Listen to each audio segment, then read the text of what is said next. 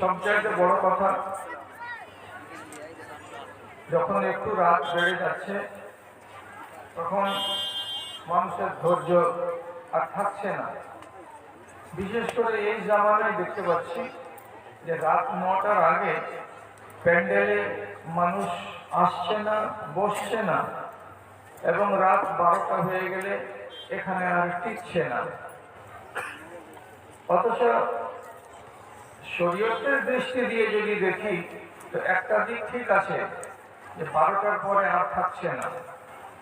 কেন যে গোড়ার দিকটাকে আপনি ফাঁকা না দিয়ে যদি মাগরিবের পর থেকে আমরা সবাই মিলে এসে বসে কথাগুলো শুনি এবং 12টাতে আমরা শেষ করি, তাহলে এটা খারাপ কিছু নয়। কেন নয়?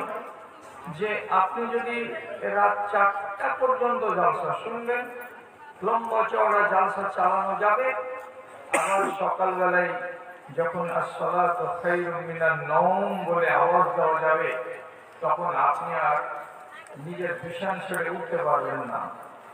তো উঠতে না পারলে ফজরের জামাত গেল, নামাজ গেল, ফরজ গেল।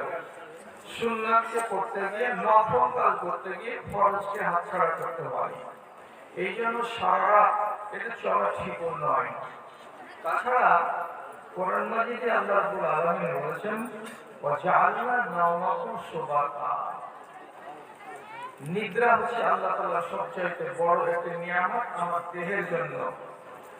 যদি আমি 10 রকমের খাবার খাই আর আমাকে কেউ বলে যে তোমাকে প্রত্যেক টাইমে টাইমে নতুন নতুন প্লেট দেব, নতুন নতুন খাবার দেব, কিন্তু তোমাকে ঘুমাতে দেব না, তাহলে মূল্যবান মূল্যবান ফল আপনি যে খাবেন, আপনার শরীরে সেগুলো কাজ দেবে না, আপনি ভালো থাকতে পারবেন না, আপনার মগজ খারাপ হয়ে যাবে, এমন পর্যন্ত মানুষ পাগল হয়ে যেতে পারে যদি ঘুমের ব্যাঘাত ঘটে। তার জন্য আল্লাহ কোরআনে বলেছেন, জাআলনা নাওমাকুম সুবাতা।